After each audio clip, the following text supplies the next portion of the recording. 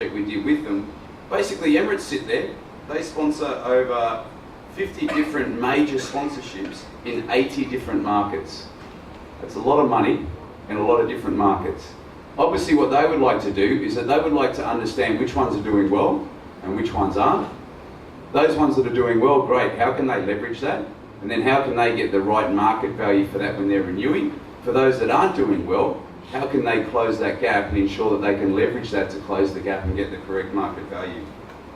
So what we basically did there, again, measured the media valuation, TV, print, online, of all of their sponsorship assets in all of their countries. And we're able to define that not only through sport and market, but also by the type of sponsorship asset. Is it on the shirt? Is it on an LED board? Is it on the interview board behind the coach? We can break that down on per asset so they know which ones they're deriving the most value from. We provide them with monthly benchmarking reports globally so they understand how they're all performing. And that monthly was very important for them because if you wait till the end of the year, 12 months has gone by where they might have got a really poor performance on one sponsorship asset. So through the monthly reporting, they're obviously able to close the gap on that very quickly. So basically for them, they were able to understand very easily the median return on their investment. They could benchmark them against each one. It provided them with a very clear understanding of which ones were working well and which ones weren't. A quick one locally, Standard Chartered Marathon. We were going to do that in Kuala Lumpur as well, but obviously the pay's put a stop to that.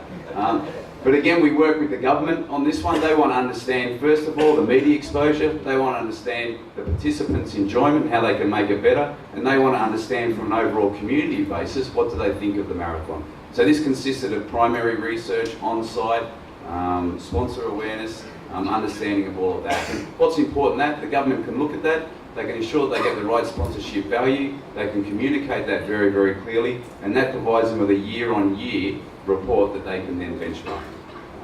And then the last one, this was relating to the Ryder Cup.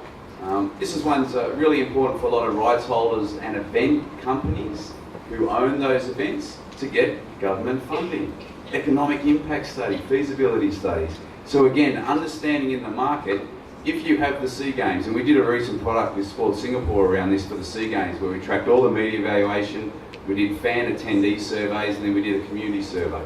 The purpose of that is that they can report internally and externally to say, we had the SEA Games, this is how much money it brought to the community.